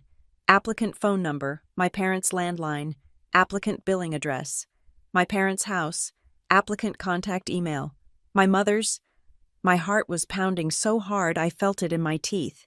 It was a cold, sick realization. This wasn't a recent act of desperation. This was a long-term, calculated, criminal enterprise. They had been using my good credit, my salary, my identity, For 2 years. All while I was paying for Dylan's car insurance, all while I was hosting them for Thanksgiving, they had opened a credit card in my name, maxed it out. And then, when I finally drew a line and cut them off, they had simply stopped paying the bill, letting it default, letting the consequences fall directly on me. And I suddenly remembered a text message from my mother, about a month before the final Tuesday, Linda. Hi, sweetie. Weird request. Can you text me a quick picture of your driver's license? The front and back, I'm trying to sign you up for the airline rewards points from our last trip, and it's asking for the license number. Want to make sure you get the miles at the time. I'd been in the middle of a site inspection. I thought it was weird. But I was busy. I'd texted her the photos, and she'd replied with a simple, "Thanks, Angel." I'd given them the weapon. They'd had my social security number since birth, my salary, from bragging about my promotion, my license, from a simple, deceptive text. My family hadn't just betrayed me, they had stolen me. This was a different kind of phone call. This wasn't a panicked call to a 911 operator. This was a cold, steady, and very, very calm call to Naomi Price. I stated the facts, the letter, the phone call, the credit report, the date it was opened, the contact email. Naomi didn't even sigh. She wasn't surprised. I had the feeling it was impossible to surprise this woman. "Charlotte," she said, her voice quiet, "this is no longer a civil dispute. This is a felony. This is fraud. This is identity theft. And it is a federal crime." She paused. "I'm going to ask you a question, and I need you to think about it before you answer. Are you, Charlotte Phillips, prepared to treat this as the crime it is, or are you going to treat this as a family accident? A family accident. Are you going to pay the $5,000, make it go away, and just add it to the list of things they've done to you, or are you going to put your mother in a position where she could go to prison?" That was the question, the real one. I looked around my house, my safe, quiet, rekeyed house. I thought about the voice on the voicemail. "You are a cancer. You've murdered us." I thought about my father's red, raging face at my door. I thought about Haley, my delicate sister, with a crowbar in her hand, trying to pry her way into my living room to steal my television. "A crime," I said, my voice hoarse. "It's a crime." "Good," Naomi said, "because your family crossed that line, not you. Here's what you're going to do, in this specific order. 1, you are not going to call that credit card company back. You are not going to engage with them. 2, you are going to go online, right now, to the FTC's website and file a full identity theft report. 3, you are going to take that report number and you are going to call all 3 credit bureaus, TransUnion, Equifax, and Experian, and you are going to place a permanent freeze on your credit, not a lock, a freeze. 4, you are going to call the Davenport Springs Police and file a police report for identity theft. You will give them the FTC report number. This is no longer a he said, she said family drama. This is now a financial crime. I did exactly as she said. It took the rest of the day, filing the reports, talking to fraud departments. It was like a second shadow job. That night, I was back on my sofa. The movie was off. The pizza was in the trash. The silence of the house was different. It wasn't peaceful. It was heavy. One part of my brain, the daughter part, was screaming, "This is your mother. This is your father. You are about to send them to jail. You are destroying your family." But another part, the project manager, the survivor, the woman who had been sitting on this very sofa when her world ended, just calmly rebutted the argument. A contractor who steals from the company is fired. A contractor who defrauds the company is prosecuted. A contractor who commits a felony is sent to jail. The rules had to apply to everyone, or they weren't rules. They were just favors. And I was done doing favors. I spent the entire weekend at my dining table. But this time, I wasn't doing my job from Northbridge. I was building a new case file. I found a text message from Linda about the driver's license. I found emails from 2 years ago where she'd asked for my social status. For a life insurance policy update. I found bank statements showing purchases Haley had posted on Instagram, and I cross-referenced the dates with the newly acquired statement from Praxis Card Services. She hadn't just bought clothes, she'd bought a $2,000 laptop, she'd paid for a spa weekend in the city, all on my maxed-out, stolen identity credit card. When I took this new binder to the police on Monday, I wasn't sent to a patrol officer. I was sent upstairs, to a small gray office, to a detective, a man in a tired suit who specialized in financial crimes. He read my file. He looked at my other 3 police reports. He looked at me over his glasses. "Ms. Phillips," he said, "I'm going to be honest with you. With a normal, one-off identity theft case, it can be hard to get the DA's office to prosecute. It's a lot of work for a low-level felony." My heart sank. "But this," he said, tapping the binder, "is not that you have a documented, escalating pattern of criminal harassment, from trespassing to grand theft auto to attempted burglary, and now you have a clear, multi-year financial felony. This isn't a family dispute. This is a long-term pattern of criminal behavior, and the DA is very interested in cases like this, especially when the victims are as organized as you are." He told me he would be presenting the full file, all of it, from the 911 calls to the credit card statements to the assistant district attorney. "In the meantime," he said, "I'd suggest you don't talk to them." "I don't plan to," I said. Naomi called me 2 days later. "The DA's office is impressed. They're ready to move. But the ADA wants to offer one final off-ramp before he proceeds with a full criminal indictment on all charges, including the break-in and the identity theft. An off-ramp, a settlement meeting, but not for money, for their freedom. He's authorized me to set it up, a final opportunity to resolve this matter civilly before he pursues a criminal conviction. They've been invited. Their lawyer, who, by the way, is a different, more expensive one, has accepted." "So, what is this?" I asked, my stomach turning. "Another negotiation." "No," Naomi said, and her voice was cold. "This is not a negotiation. This is a public execution. This is where you and the DA's office show them the full, complete, and total ruin we have built for them, and they get to choose." She told me the date. Next Wednesday, at the county prosecutor's office. I knew this was it. This was the end of the project. This was the final sign-off. I just had to walk in, one last time, and face the contractors who had tried to burn my entire life to the ground. The conference room at the county prosecutor's office was aggressively bland. It was a small, windowless box, smelling faintly of stale coffee and industrial carpet cleaner. The only sound was the high, steady drone of the fluorescent lights and the clicking hum of the air conditioning vent. We were seated at a long, cheap, laminate wood table. On one side, me, in my best work suit, with Naomi Price next to me. In front of me was my final project binder, the one from the financial crimes detective, tabbed in 5 different colors. On the other side of the table was my family, or what was left of it. They looked terrible. They looked like they hadn't slept in weeks. My father, Robert, had lost weight. His face was gray and sunken, and he stared fixedly at the grain of the laminate table, his hands trembling in his lap. My mother, Linda, was vibrating, her eyes red, darting from the door to the man at the head of the table. Haley was a ghost of her Instagram self. Her hair was lank, her face pale and puffy.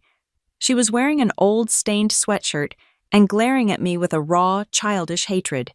At the head of the table sat the assistant district attorney, a sharp, tired-looking man named Ada Morales.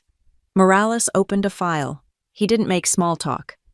"We're here," he began, his voice flat, "because Ms.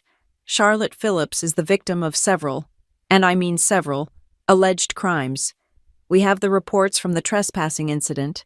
We have the reports and the footage from the attempted breaking and entering on the night of October 23rd, and we have a new and frankly more serious file for felony identity theft and grand larceny." He looked directly at my mother. "We have a formal complaint regarding a Praxis credit card, opened 2 years ago, using Ms. Charlotte Phillips' social security number, her employment information, and her salary.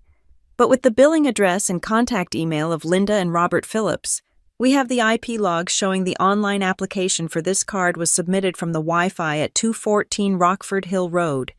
We have statements showing this card was maxed out to a total of over $5,400. And, he added, we have security camera footage from the Davenport Mall, time-stamped, showing Ms. Haley Phillips using this card to purchase a laptop from the Apple Store. Haley made a small, choking sound. Linda burst. It wasn't a sob. It was an eruption of denial. We were just borrowing. It was a mistake. The bank must have mixed up the names. That's all. It's the system. It's so confusing. We were going to pay it back. Haley, meanwhile, was muttering under her breath. Oh my God. It's just a credit card. Everyone in families does that. It's not a big deal. Robert just shrank, his hands now visibly shaking on the tabletop. Naomi said nothing. She let the denial hang in the sterile air for a full 10 seconds. Then, with a quiet shush, she slid a single, stapled document across the table. This, Naomi said, her voice cutting through my mother's whimpers, is a full civil agreement. It is your only and last off-ramp. You will read it. You will sign it. It states that you, Linda and Haley Phillips, admit to the fraudulent opening and use of the credit card. It states you will repay the full amount, plus interest and penalties, within 30 days. And it states that you will all Robert, Linda, and Haley consent to a permanent, lifetime, no-contact order with Ms. Charlotte Phillips. No calls, no texts, no emails, no third-party contact, no coming within 500 feet of her home or her place of work. In exchange for your signatures, Ms. Phillips will inform the ADA that she is satisfied with this civil resolution, and he may not, will, but may, decide to drop the felony criminal prosecution. You want me to sign that I'm a criminal? Linda whispered, horrified. And no contact. She's my daughter. She was your daughter, Naomi said, her voice like ice. She is now your victim, and the complaining witness in a felony investigation. Sign. My mother looked at my father. Robert, say something, stop this. My father wouldn't look up. In fact, Ada Morales said, checking his watch, I think this negotiation is missing a party. I had one more person subpoenaed as a potential witness for the state. He nodded to the officer at the door. The door opened. Dylan Brooks walked in. He looked worse than all of them. He was thin, pale, and looked like he'd been sleeping in his clothes for a month, which, given my Aunt Julia's report, he probably had. He was no longer the charming man from the rooftop party. He was a hollowed-out, pathetic shell. He wasn't cuffed. He was just there. Mr. Brooks? Morales said. Thank you for coming. I had to, Dylan stammered, not looking at anyone. Haley shot up from her chair. What is he doing here? Get him out. Sit down. Ms. Phillips, Morales commanded. Mr. Brooks was kind enough to provide the state with some corroborating evidence. He was, after all, a party to the conspiracy to defraud Ms. Phillips. Dylan fumbled with a folder. He pulled out a stack of printed paper. I just wanted to be honest, he said, his voice barely a whisper. I'm sorry. Charlotte, I didn't know how deep it went. He handed the papers to Morales. These, Morales said, appear to be text message exchanges between Mr. Brooks and Linda Phillips from about 6 months ago. My mother's head snapped up. Morales read from the page. Linda, quote, just keep Charlotte busy at the office for a few more weeks. She needs to focus on her project. It gives Haley time to really build that connection with you. You're so much better for her. And my personal favorite, from a week later, Dylan, quote, I'm just worried about the money. I'm not in a good place. And Linda responds, quote, don't you worry your handsome head about money. We will take care of everything. I've got Charlotte's credit. She never even notices. We'll get you set up. The room was completely, totally silent. The hum of the air conditioner was a roar. Then, all at once, chaos. "You," my mother shrieked, pointing a trembling finger at Dylan. You traitor, you weak, useless, lying boy. I clothed you. I was going to give you my daughter." "You're a coward, Dylan," Haley screamed, lunging across her chair before her new, expensive lawyer put a hand on her arm. "You're a sniveling little rat, you ruined us." "I've had enough," my father, Robert, roared, finally finding his voice. He stood up, slamming both his hands on the table so hard the water pitcher jumped. "This is a trap, we're leaving. We are leaving. If you walk out that door, Mr.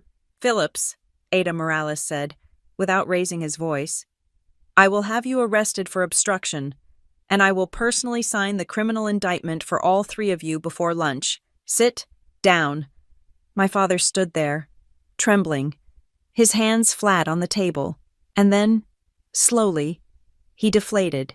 He sat back down. He put his face in his hands.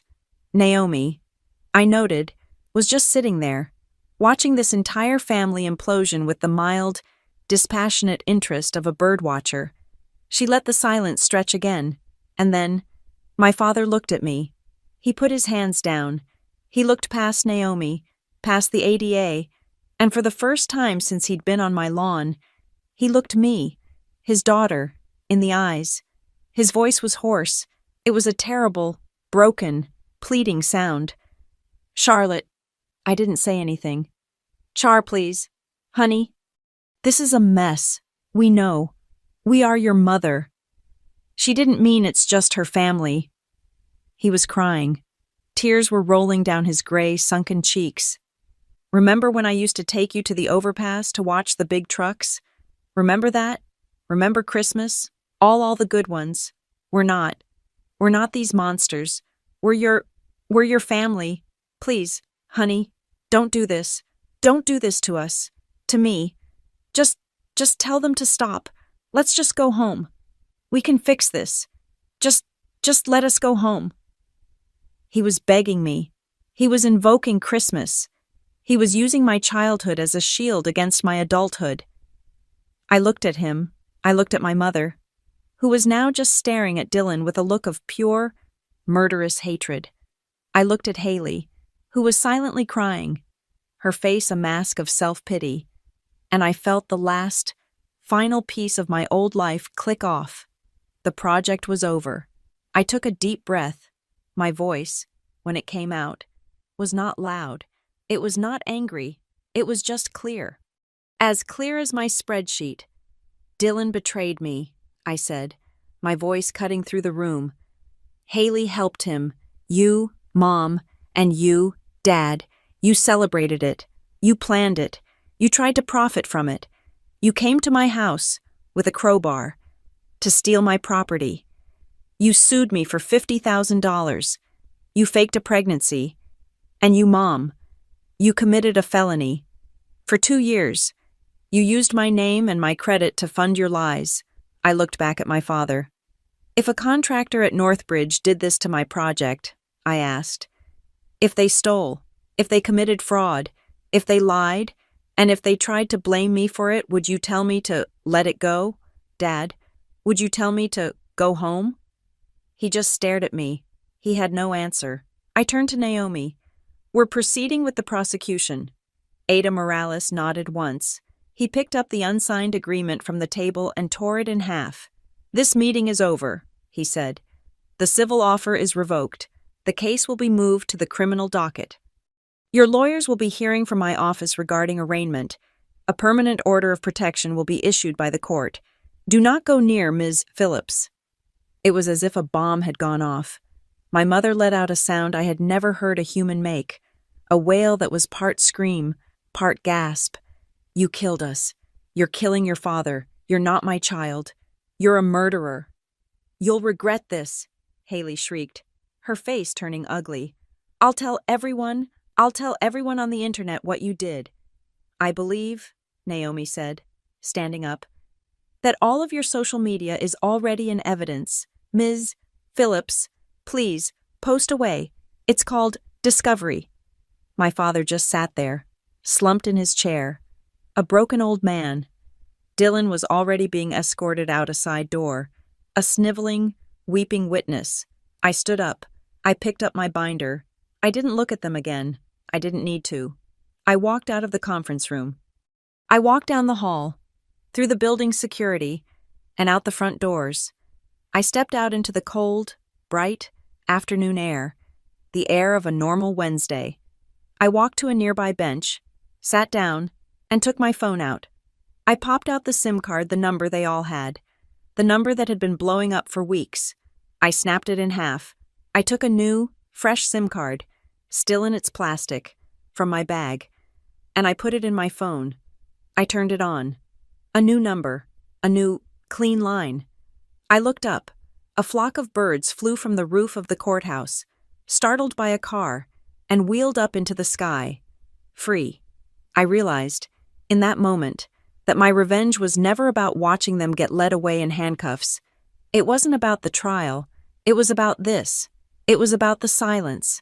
It was about the fact that my phone would not ring, ever again, with their chaos. The project was finally, completely, closed. The biggest revenge wasn't what I was doing to them. It was what I was finally doing for me, closing the door, locking it, and walking away. Thank you so much for listening to my story. I'm really curious to know where you're all listening from, so please, drop a comment below. Let's chat and share our thoughts. And if this story resonated with you, please subscribe to Zoe Revenge Stories, like this video, and give it a super thanks by hitting that hype button. It really helps more people find these stories and get them heard.